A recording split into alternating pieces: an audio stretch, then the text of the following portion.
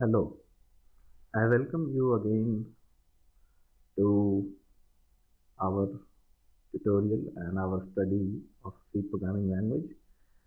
Now we are moving to one of the very important topic in C programming, and that is functions. Why functions are so important? Because functions are the central concept in C. C programming language is built around functions, and not only C. You take any programming language for that matter, be it C++ or Python, Java, PHP. Functions are there in every programming language. So if it is there in every programming language, it has got to be important. And you will see why functions are so important. Functions are used to split a task, sorry, there is a misspelling, task in many small tasks. So consider that you are moving your house and you have got lots of stuff in your truck. So how do you unload from truck? You unload one by one. You cannot unload the entire truck in one go. Why? Because that is kind of impossible. Similarly, when given a complex problem, you will not be able to code it outright. You need to split it into many parts and program those parts and test while programming that the part which I have written is working or not. While programming, you will have to continue testing. You may write one part and then write another and write another, and then you think that you can try running it. Finally, that is not going to work. Every function which you write, you have to test and then proceed. So it enables code reuse. How?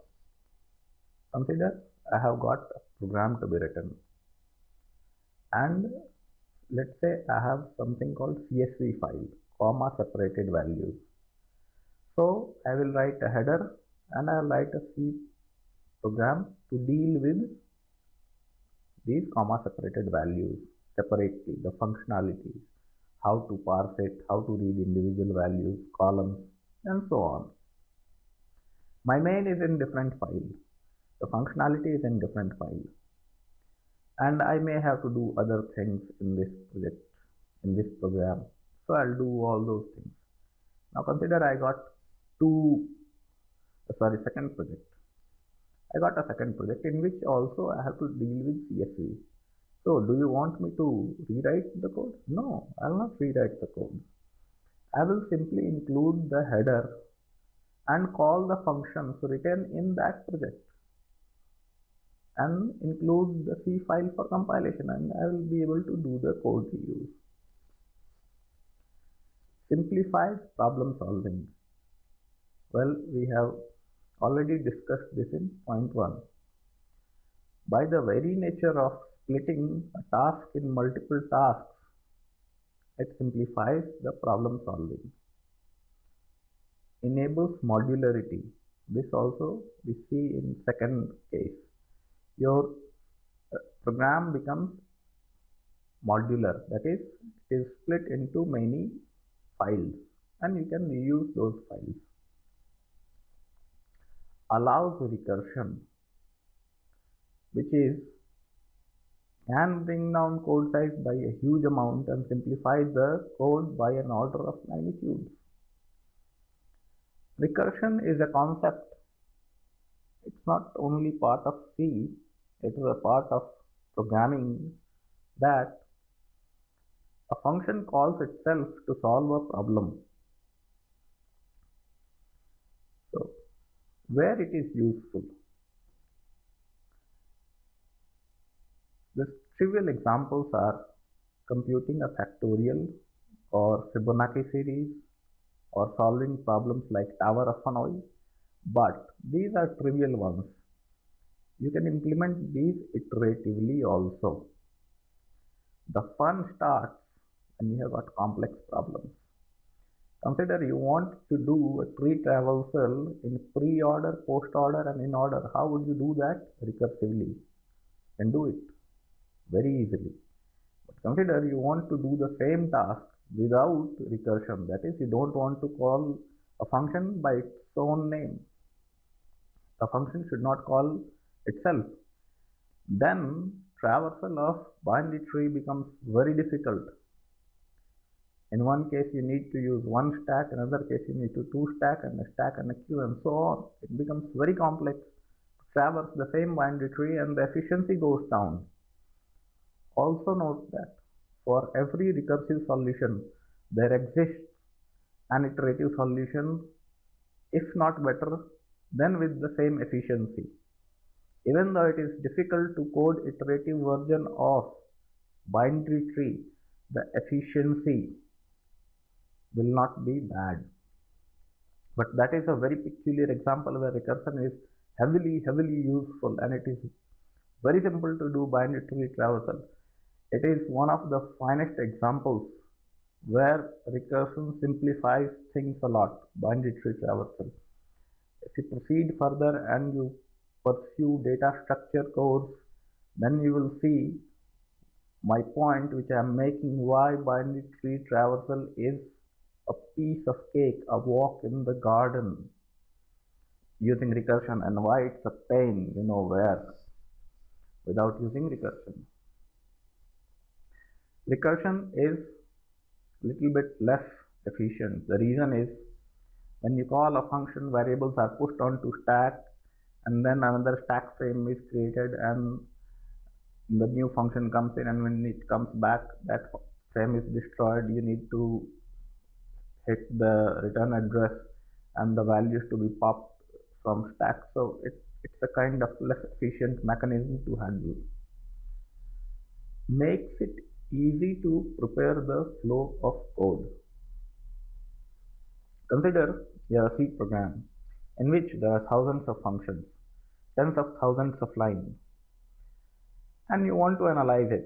You wouldn't have an idea if you look at the code, where the call is going, how the branching is happening, what is going on in the program.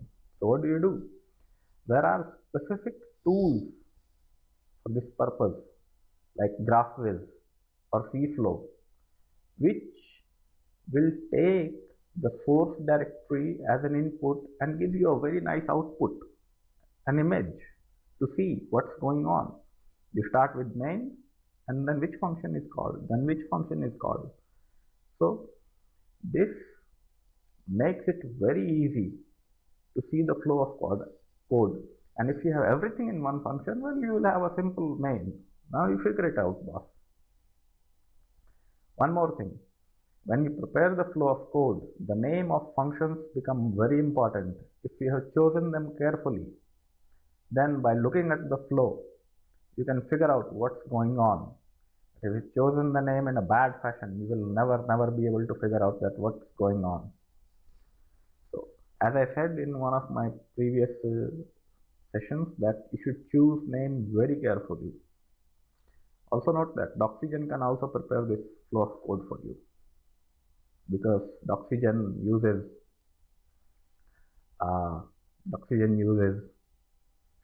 GraphViz internally. Function pointers are very powerful. This I will touch slightly because we have not studied pointers as of now. When we will study pointers, I will revisit function pointers. You see Windows, right? Which program you use most? Possibly Microsoft Office, maybe Visual Studio, or we are using Eclipse. But Eclipse is written in Java. So let's say Microsoft Office. You click on File, or nowadays that button, big button of Microsoft Office. You see a GUI menu popping up. So how do they prepare the GUI menu? Well, internally it is an array of function pointers, and those functions are called, on the basis of the index of that array. There are callback functions in GUI. How do you register a callback function? You register a callback function using functions. There is a standard function in C standard library called signal, using which you can register a signal handler. How do we terminate a program on console? We hit Control C, or we send interrupt signal, that is signal 2. How do you kill a program? You send signal 9 for aborting. You send signal 15 for terminating the program. Suppose the default behavior is to kill the program and you want to override, because let's say you are writing a database, okay? The database process is running and the operating system sends a signal 15 to you. Signal 15, when received by a program, you are supposed to do the cleanup and then terminate, but you have not written a signal handler, okay? Then how are you going to do it? You have some data in memory of transactions and you are going to lose that if you don't save it on hard disk. So you write a signal handler, and in that signal handler you make sure that you write all the data in memory to hard disk. Next is inline functions introduced in C99 can reduce function-like behavior of macros. In C99, this was one of the finest features introduced, inline functions. As I have already said that macros can behave like functions, small functions. So you can use inline functions to replace macros. Macros are very bad. In fact, they should never be used. Particularly this hash defined macros you can entirely dispense with. We will see some of macros, hash defined macros, when we will study functions. I know it's not the place where we are dealing with macros, but since we are going to see inline functions, it is essential that we see the behavior of the macros and how we can replace that. And macros are also used for something called text replacement.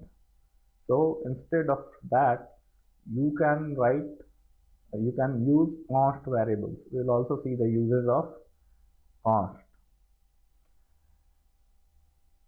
There are slight differences between inline functions and macros in the sense that macros will always be expanded, but inline functions are not always expanded like macros. They are more like a function rather than like a macro, in the sense that they have got much better and much nicer behavior than macros. I'll show you why macros are bad. There are two mechanisms for passing value around: pass by value and pass by address. We have seen already in formatted input the ampersand operator, which is called address of a value. It gives you address of a name. So you can pass a variable or an array or a pointer or a structure to a function using address, and you pass by value. When you pass by value, it is passed on stack. That is, if your object is big, a copy of that big object will be made and that entire big object will be passed. So consider you are doing a recursion and you are passing a big array.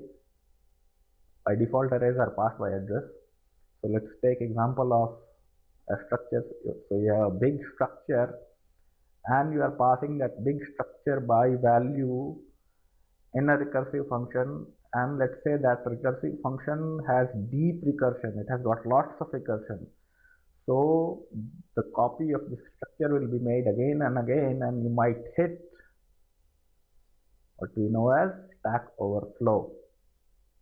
You know the website name Stack Overflow, very good programming website. So you will hit Stack Overflow and you will receive a SIG which is signal for segment violation, and your program will be terminated. Why? Because stack is limited. In the operating system, your stack is limited. So you'll hit a Stack Overflow and your program will be terminated, because the next call of the recursive function will try to access a memory which is not part of that program's stack. So always make sure that if you have big objects, then you pass by address. Particularly true for structures. If you have got a structure, big structure, always pass it by address. Golden rule. It is one of the golden rules. Functions can take variable number of arguments. Like printf, we have seen, we have a string inside which we have format specifiers, and then we may pass 1, we may pass 0, we may pass 2, we may pass 3, 4, 5, 6 variables.